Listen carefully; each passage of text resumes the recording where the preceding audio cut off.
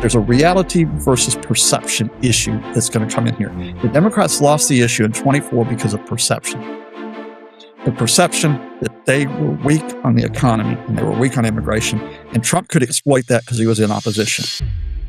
My guest is Professor Scott Lucas, a highly experienced and globally renowned expert in American politics, US and British foreign policy, and a wide range of international affairs. If you're an analyst, policies absolutely matter. Yep. Issues absolutely matter. Once you start talking about electability and you start turning this into the horse race politics, you have just played into the hands of those who do not want to make this about issues. With specific focus on the Middle East, Iran, Europe, and Asia, he also has expertise in the new media, intelligence services, and propaganda. The biggest threat to Democrats, in some ways, have been from some people who call themselves Democrats, who will almost tear this down because they're fighting the battles within the party as opposed to the bigger threat that takes place. But and there are some who call themselves super progressives who have done this as well. What you should be saying now is, we're all in this together. He has also been an active journalist since 1979 and is the founder and editor-in-chief of EA Worldview, a prominent news site that provides daily news and analysis of global affairs. To talk about the real risk here, which is the media and other analysts. And I'm pissed off with some other analysts. So hold on, folks, till you see. Just found out that over 93% of you who regularly listen to our podcast and watch us on YouTube are not subscribed. So please do me a massive favor and make sure that you hit the subscribe button and the notification bell so we can stay connected and you stay informed every time we upload a new video. This will make a massive difference to help us with our mission to inform as many people as we possibly can and save them from the clickbait shadows once and for all. And I promise you, I will make sure that we'll continue growing, we'll continue holding everybody to account. We're not taking any sides, we're taking the sides of facts, science, and real data. You are listening to CEO Retort. The second topic that I wanted to talk about is the Democrats. Because of course, believe it or not, we are under 3 months now before the midterm elections, which is crazy, like how time has flown.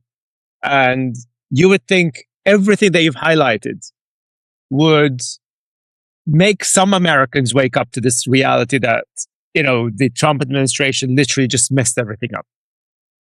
And the realization that Israel turned itself into a pariah state now. As you said, like they've completely isolated themselves. It's all their own doing. Like nobody forced them into this. And yet, you would think the Democrats would be in a position where they could, think to themselves, okay, now we've got less than 3 months. We need to lock down, or rather lock in, focus, and campaign like crazy. But instead, they're fighting amongst themselves. Can you explain to me what the hell is wrong with these people? Okay. Yes and no. And I'm not going to buy completely into that. And I want to explain very carefully why. It just so happens that as we go through this primary season for the 26 elections, I've just been, again, sorry to bore folks with it, but I got the book on Trump in America to wrap up, and I've just finished up the passage on the 2024 election. And it was really interesting going back in and revising this because I had put it in my head that the Democrats had really screwed it up in terms of the presidential election by Labor Day, which is early September back in 2024. Now, quick reminder, Joe Biden dropped out of that race.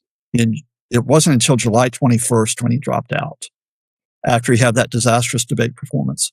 And so Kamala Harris had 107 days to try to pull this together. And I thought that they had that big initial burst of enthusiasm through August, and I thought it flatlined in September. I was actually wrong. You go back and go through all the press coverage, and they are well into October with this being a relatively close election, but still the idea that they can pull this off. And in fact, Trump was on the back foot for quite a bit of this because he was saying crazy shit. I mean, crazy shit.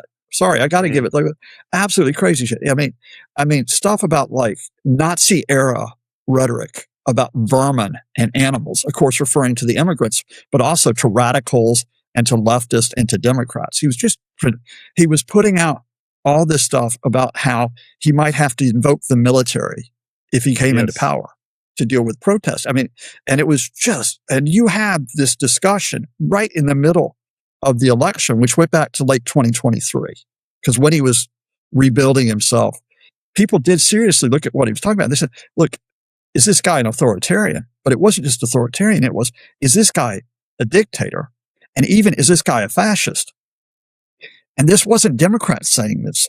There were two of his former advisors, his former chief of staff, John Kelly, and the former chair of the Joint Chiefs of Staff, Mark Milley, who said, this guy is a fascist, he has fascist tendencies, right? Mm. And so all the way into October, that's the narrative. And Harris absolutely trounced him in the debate, trounced him in that debate in September. And then, sorry to tell you the story, but I think it's important to get focus on it. So the media is kind of like, this is 50-50. This is a toss-up race. They're not into, like, the Democrats are all fighting themselves. It's all going to implode. And then I think it's really interesting when you pick out a key moment when you think it went wrong. And I think it's important to think about this as we go into this election season. Mm. It was just before mid-October. I'm trying to think around maybe like 12th, 13th, actually a little bit earlier. It may have been about the 8th, 9th of October when Kamala goes on The View. Now, for those folks who don't know what The View is, it's this program that's like in almost 24, 25 years old now. And the idea is that you get a multi-generation program of women, right? So you have older women, you have younger women, you have women who would be Democrats, you have women who would be Republicans, who would be on the perimeter. So there's 5 of them, right? And it should be an easy interview for Harris, right? Mm. Because the Democrats are trying to get women in particular to vote for them, and trying to get younger women. And she gets asked, what would you do differently from President Biden? And she froze. If anything, would you have done something differently than President Biden during the past 4 years? There is not a thing that comes to mind in terms of, and I've been a part of most of the decisions that have had impact. She froze. You could see her for a few seconds think about it, right? And then she said, I wouldn't have done anything differently. And then she comes back later in the interview to say there's something that she would have done differently from Biden, but it's some minor thing. It's not about the economy. It's not about immigration. And when I went back, I don't think at the time I clocked how serious it was, but when I went back and replayed this whole election rainbow, it went click. Because no longer was the prevailing narrative of, Trump's this real threat that is now. With the economy and the immigration being the 2 biggest issues that Americans were going to vote on, the narrative became Kamala is just going to be like Joe. And the Democrats don't have answers on the economy and the immigration. And in fact, the Democrats did have answers on the economy and immigration. This is the real tragedy. Inflation had come down from 9% to 3%. The Democrats, the Harris campaign had put out, I think it was a 92-page document on the economy. But when she presented it, when she gave an economic speech to present that document, it was only a news cycle for about 24 hours. And you have to keep going after this to keep it in news cycle.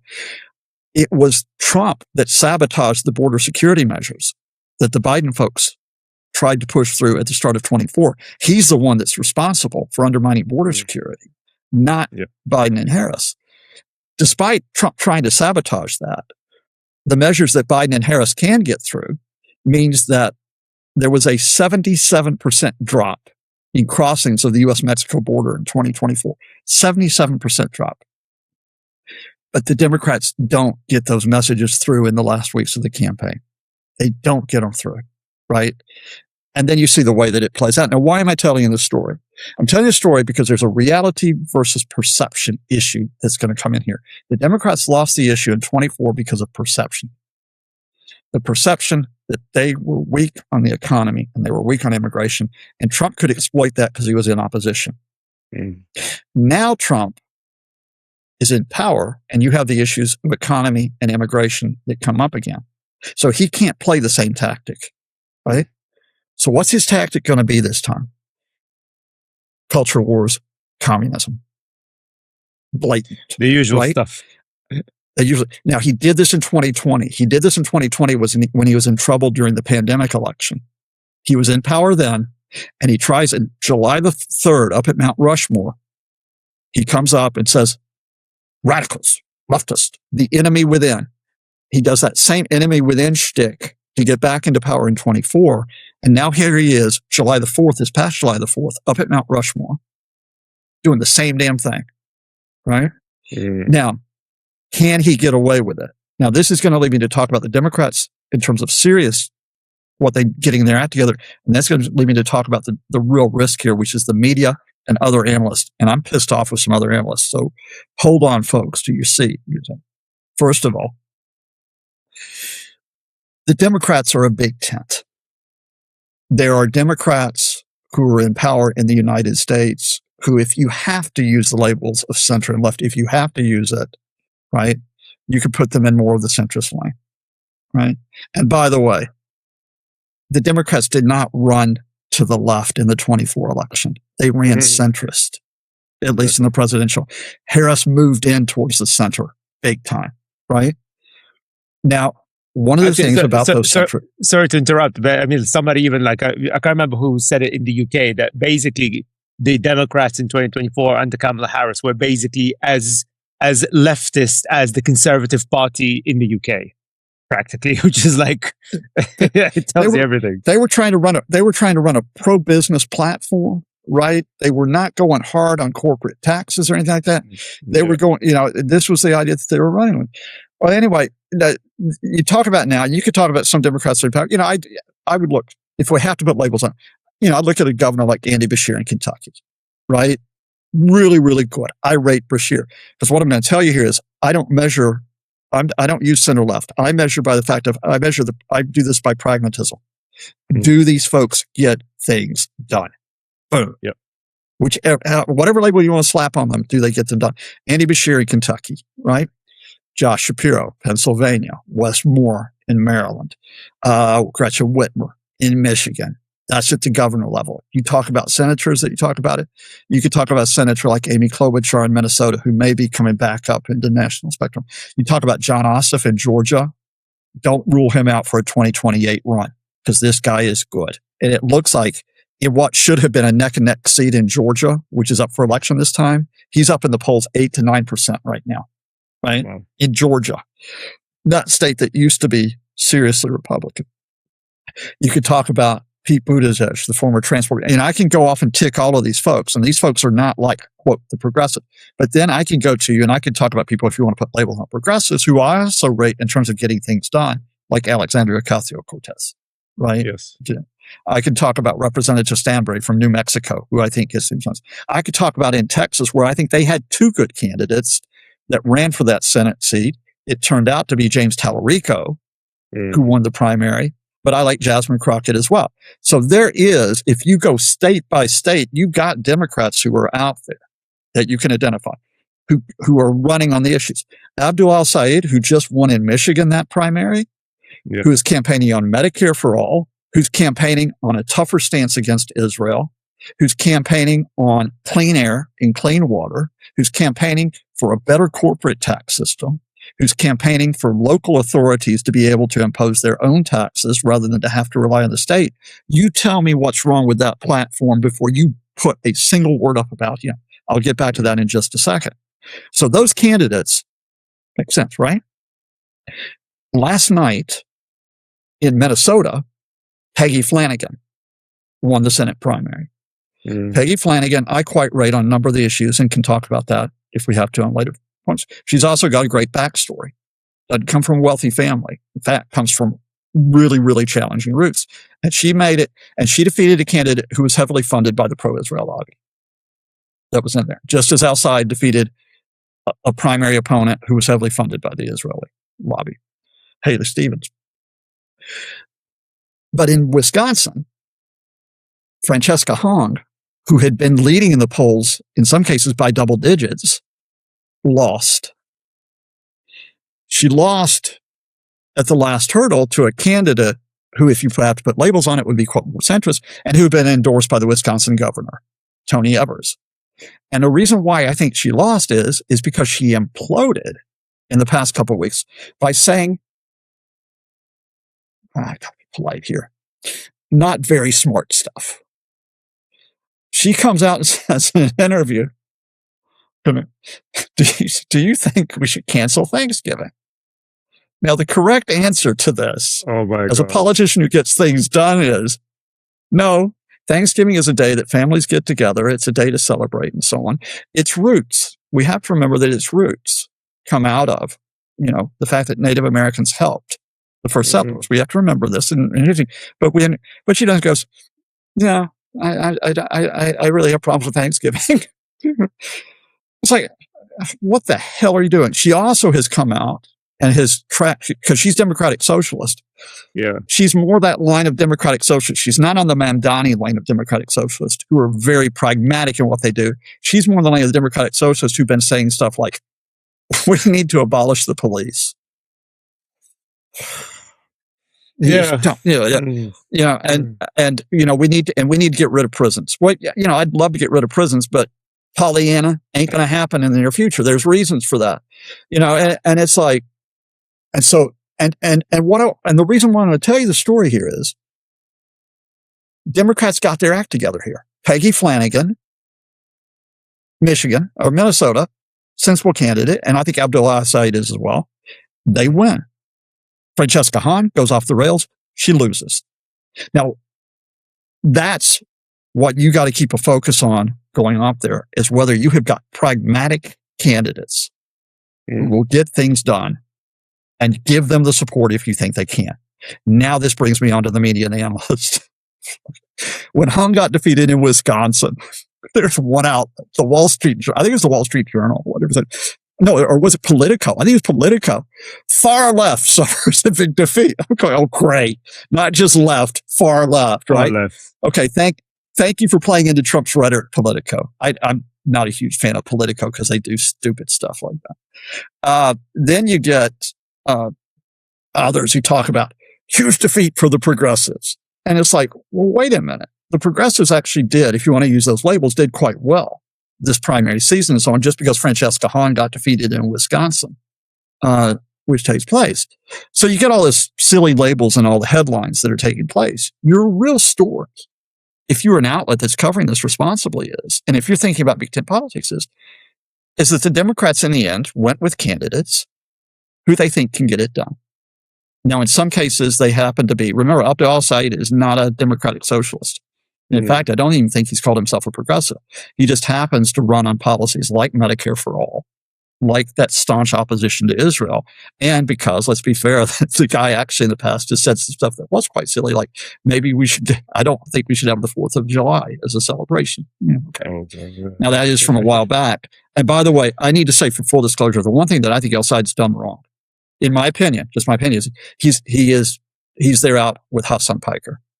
And Hassan Piker, as an influencer, comes with a hell of a lot of baggage. Now, for me, Hassan Piker comes with a hell of a lot of baggage because he doesn't support Ukraine's resistance against Russia.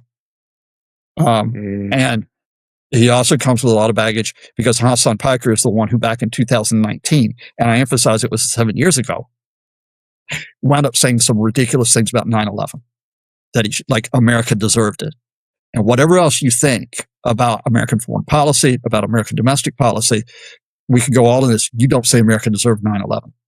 Yeah. You did, because that means Americans deserve 9/11 the way you read it, right? So, and the problem here is Abdul El-Sheikh took on Piker as like a surrogate to campaign with him. And now, I walked through all of that. Where's the media in all of this? I'm going to give you a concrete example here. There are really only two of us who are based in Ireland who comment on Irish politics for TV and radio, for outlets that are out there. And the other person who's involved in it, and he's a nice guy, lives just about a mile away from me. He comes out and he's a Democrat. He claims to be a Democrat, and his uncle was actually a Democratic representative from Massachusetts. And he comes out, and the way that he represents the 2024 election, just to link now and then, is is that the Democrats lost the 24 election because they weren't sensible on economy and immigration. I'll buy that.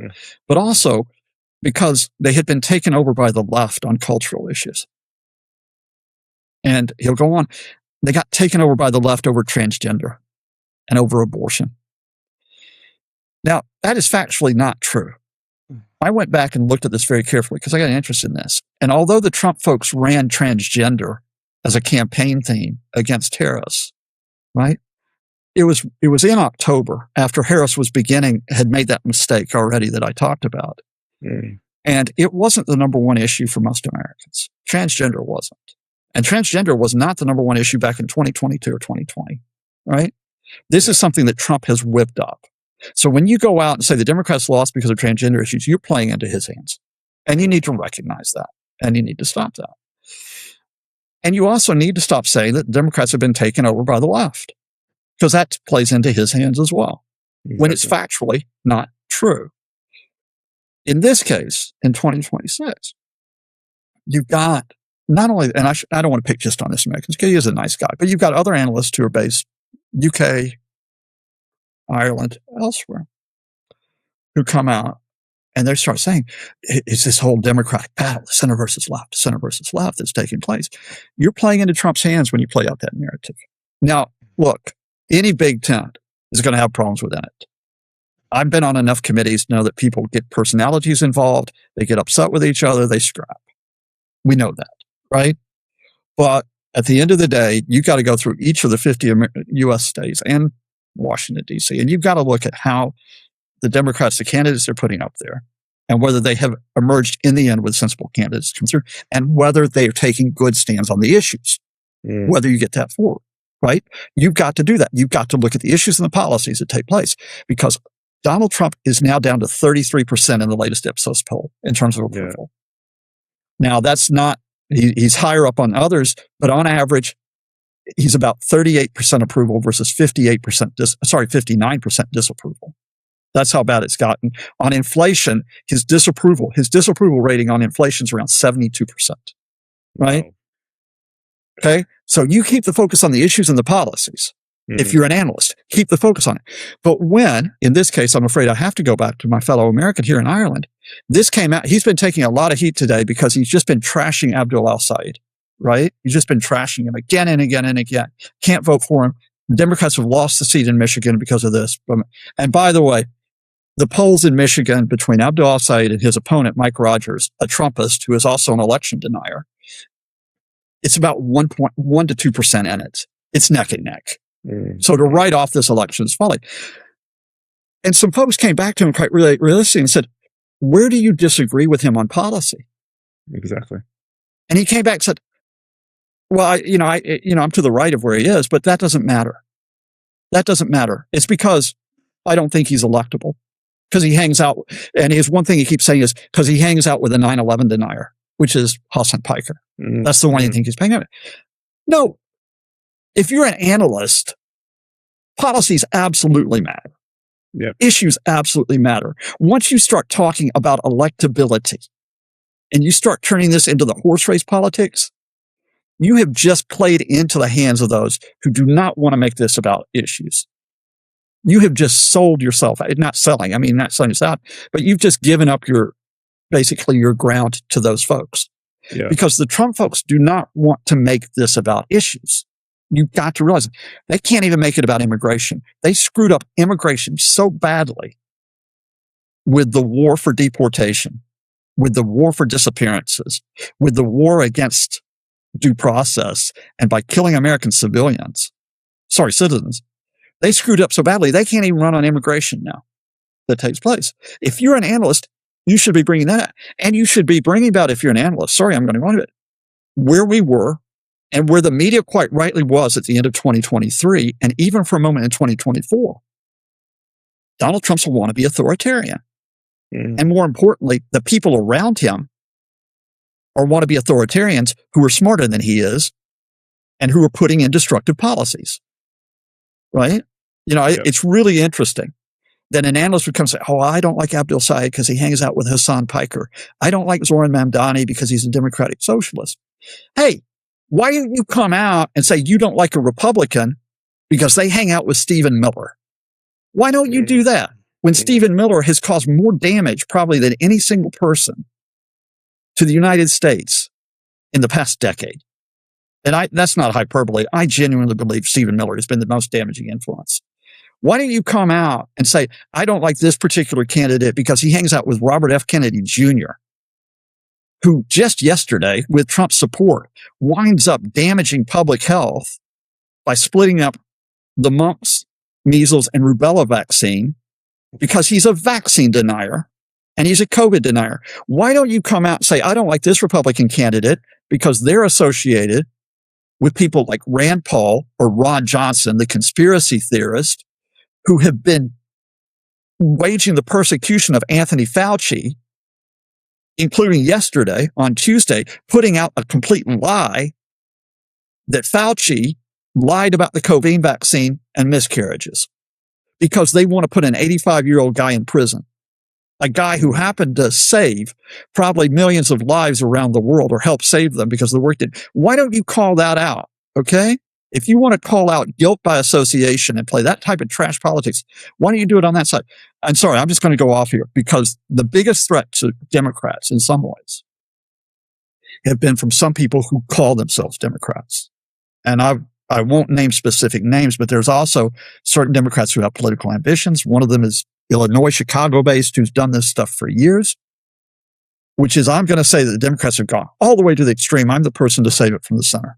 Yeah. What you should be saying now is, we're all in this together. We're all in this. And wherever you get a candidate. So, quite rightly, one of the first things that Abdul al-Sayed did is he had a phone call with Barack Obama. This is what I stand for. This is where I am. That's quite right. It takes place. Alexandria Ocasio-Cortez went in there and she gave it was an interesting statement. It was an interesting pivot.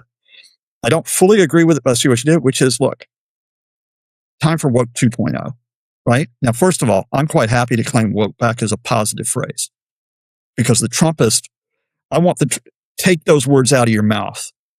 Trump, all your allies, all you conspiracy theorists, you don't get to talk about woke. You don't get to talk about it because you have no interest in what woke really means, to be socially and politically aware. So I'm happy about it. But to do that, she went back to woke 1.0 back during the COVID time, and I think she made a fairly sensible statement on it. Although, again, I want to see how it plays out, which is, look, in 2020, when we had the combination of the pandemic, the George Floyd murder, when we had a Trump regime that was threatening all of us, threatening our lives and threatening the U.S. system with their rhetoric and their actions. Yeah, we said some things that went too far. And defund the police was a terrible slogan, terrible slogan. By Francesca Hong. No, you don't want to abolish police, okay? And the Democratic Socialist, the DSA co-chair, who just got completely stitched up by right-wing media, saying that stuff. No, you don't say that. You don't, you say things about community policing, responsible policing, which actually works with those to make sure that they're safer, starts off with the idea that you protect and that you don't start off with the idea that you threaten. That's the way that you play this and type it. So she's owned that, right? And again, we'll see how it goes out, but it'll be tricky because of two things. One is the Trump folks are trying to manipulate the election. And two, you have a damaged American media environment. You have certain media corporations that we know are now effectively Trumpist because they're owned by allies of Trump. You have one of America's leading newspapers, the Washington Post, that is completely sold out in terms of it under Jeff Bezos. You have the New York Times, which gets scared of not playing balance in terms of what it does. So you've got that going on. And then unfortunately, you've got a series of analysts who they look the wrong way. They absolutely look the wrong way. Now, I will close by saying, look, I'm not saying that you give someone and I'm not a Democrat, by the way. For those folks, I'm actually classing myself as an independent because I tend to free float on a number of issues. But I do think that probably the Democrats won't destroy the U.S. system. I'm not saying you give the Democrats a free pass by saying, oh, they're Democrats, you don't investigate. Absolutely. Where do they stand on the issues? Yeah. right? And if they don't stand in terms of being pragmatic and effective on the issues, then you call them out. It was quite right, by the way, that Graham Plattner was replaced as a Senate candidate up in Maine because there's really issues about his connection to white power movements and because of the alleged sexual offenses. So it's quite right they've replaced Matt Plattner. They've got a candidate who has a chance of winning that seat from Susan Collins now. That's what you should focus on. Okay, that's the end of the rant, and I apologize. but it makes sense. It makes sense, but because the key question for me, and I should highlight actually, because I think everything that you've highlighted, maybe I should have rephrased the question properly, because the examples you've highlighted, we're talking about individual states, right? Individual constituencies where the campaign was relevant. Each candidate connected with the voters really, really well, etc. I think when I was talking about what's wrong with the Democrats, I meant the establishment, because you mentioned some of their names. So basically, the Democrats in the media, the analysts, the senior Democrats, etc. They are, for me, who are the problem, because they fall for the right wing nonsense, isn't it? That they're saying, well, actually, we shouldn't be voting for this far left candidate, etc., because he or she does not represent the general American voters, which is like, well, they literally just won. What are you talking about? And I think it's that lack of leadership. This is the problem that I have, because, for instance, like, again, I use Andy Burnham. I mean, again, it's early days, but the one thing I have to give kudos to Andy Burnham, he's in control. Like, he's out there on social media. He's doing all the right stuff on social media. Literally what Trump is doing. Trump is always on social media. He's controlling the narrative from top to bottom, and nobody can say no to him. And I think the problem with the Democrats is that there isn't that leadership at the top. There's nobody at the top that says, actually, guys, enough of this left centrist nonsense. Let's forget about Israel. People do not like this whole idea that Israel funds some of these Democratic candidates. And again, the voters voted against all of them. So, I mean, because I saw, was it yesterday that they wheeled out Hillary Clinton again? And I'm like, why? Why are you wheeling her out? This is the thing. This is my frustration, is that they need to bring somebody that says, okay, everybody, shut the hell up. This is what we need to do. The voters have spoken in all these different states. Let's look at the data. Let's analyze the commonalities, and there are more commonalities than differences. And let's just lock in on that. Why aren't they doing that? This is the problem. I think you've absolutely nailed it. And I think if we were being deep enough, realize that the Democratic Party is at a transitional moment. When you think about the passage from one generation to another within the party, you really are talking about, if you go back with Hillary Clinton, for example, so that Clinton influence within the party, that's going to go back almost 35 years. Now I feel old, right? Yeah. If you go back to Joe Biden, Biden was in the party there for 50 years, right? Wow. So the Clinton-Biden approach that took place, they were there for decades. And in 2024, they got trounced. Kamala had to pick up the pieces and so on. And I, like I said, she made a huge mistake. That key mistake that she made at a vital moment in the campaign leads to what if she had done? Do you think she had the opportunity, basically, especially during that interview, to say, actually, I am taking over? And again, think about that. It's important to say that not only in terms of policy, it's important in terms of saying, basically, to make this a generational shift as well. Indeed, yes. I'm not just simply tied in with the 80-year-old guy who had to walk away because he just couldn't cut it anymore. And she just and it's interesting to go back, because a year after that interview, I've been doing the research on it, I didn't realize she went back on The View to talk about it. And she started to explain why she did what she did. Now, I still think she was still covering her backside. She still wasn't being completely on. But what she said is she didn't want to be mean to Biden, right? She didn't want to be mean to him. So I was like, look, this is politics. This was precisely the moment when you needed to be mean to Biden because, there was a campaign on the line.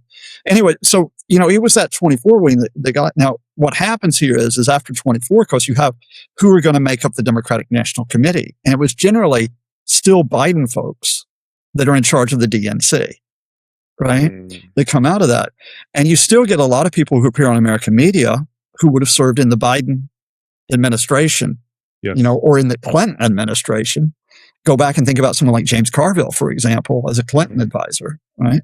Or think about David Axelrod.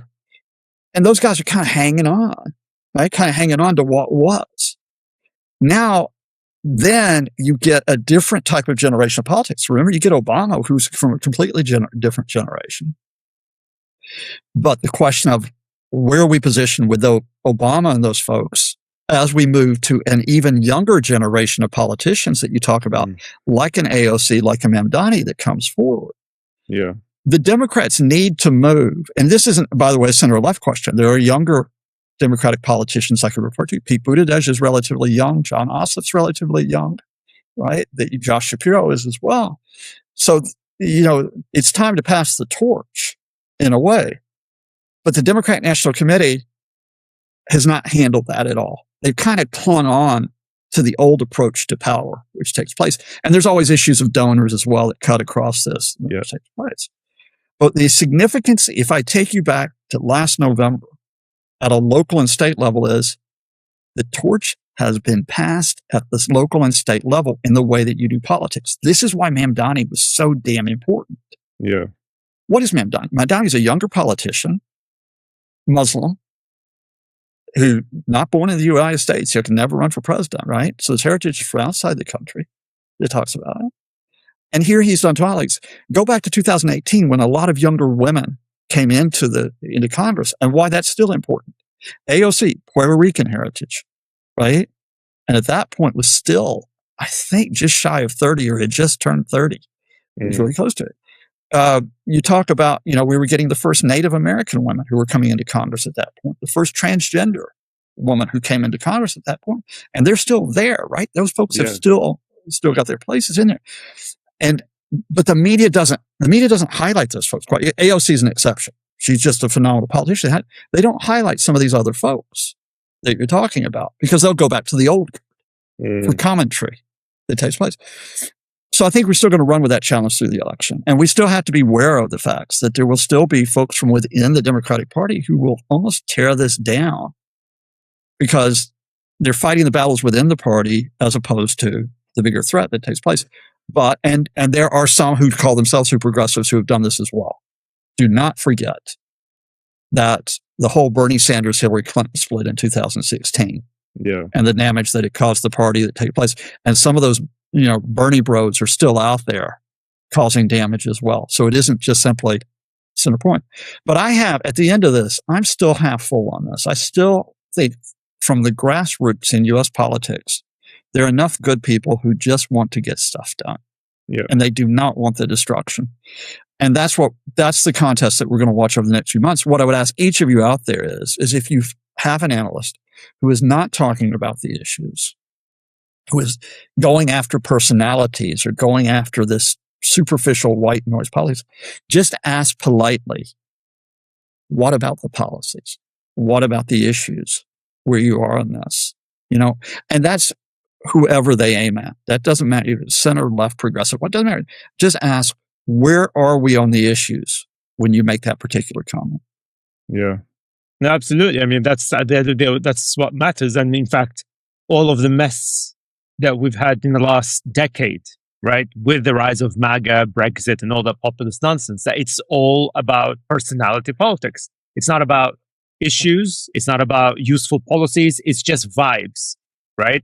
And those who follow me, especially when it comes to AI, when I talk about vibe coding, it's just bullshit. It's kind of like it's like if you play football on PlayStation, then you think you're a footballer. Well, basically, that's what MAGA and Brexit is. They think that they know what they're talking about. They think that they can do all these things, but the reality is very different. They can't do anything because everything that they've promised is just pure nonsense and fantasy.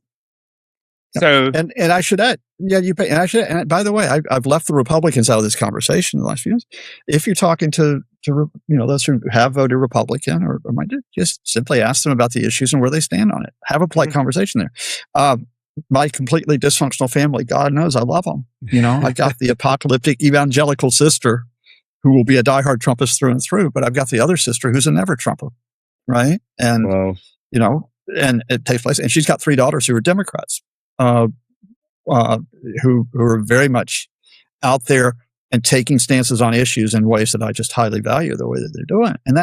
And that's the way it should be. We should get back to community politics. Yes. Where you get back to, where each of us contributes. That whole idea of civic space. The whole point of Trump and his folks is to try to destroy that civic space. And if I have, and I will apologize to those people I've called out here, if I've come in hard on you, I've just called you out because I don't think you've got bad intentions. I don't think you want to do this, but I think you help Trump destroy that civic space in certain ways when you make certain types of comments, right? And when you say I don't care about policies, that's how it happens. And there, I think I should stop for today because I think I probably ruffled enough feathers. Well, actually, everything that you said just reminded me of, I mentioned Steve Keen a lot in this episode. Because because we talked about that in terms of that there's not much difference between the right and the left, like, the theme that you and I talk a lot about. But the quote that I love, and we actually featured that quote on the website, where he says, I quote, "The difference between the left wing and the right wing is that the left wing will apologize for what the right wing does gleefully." And I think that is the problem. This is what the left needs to stop doing. Just come up with your own policies. Be creative, right? I mean, and in fact, that's what we've seen in the local elections. I'll close with a story because it's going to come back in. Once upon a time, I wrote a book. I wrote a biography of George Orwell. And I've got a love-hate relationship with Orwell. I mean, his writing is just absolutely phenomenal. His political positioning, got some issues with it because Orwell was someone who a lot of his writing, especially in his later years, actually it was throughout his life, but especially was to bash the left. And I'm not just talking about bashing communists. He did that in 1984 in Animal Farm quite effectively and quite rightly. He actually would bash socialists. And he would bash others, right? In this caricature of academics, right? And this caricature of what would pass in the 1930s for what's the hipsters? What would pass in the 1930s for hipsters, right? And he would trash them and it got to the point where Orwell handed over a list of people he didn't like to the British intelligence services as being suspect, right?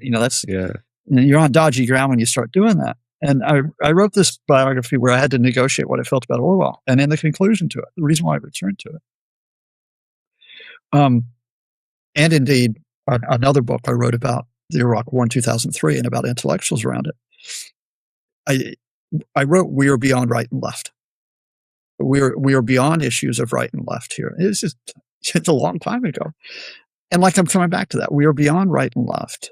Now, if you call yourself left, call yourself right, fair enough. I respect that, whatever. But for me, we're beyond right and left. We should be talking about a space where we talk about the fundamentals on the issues that are of vital concern to us: climate change, global health issues, global economic issues.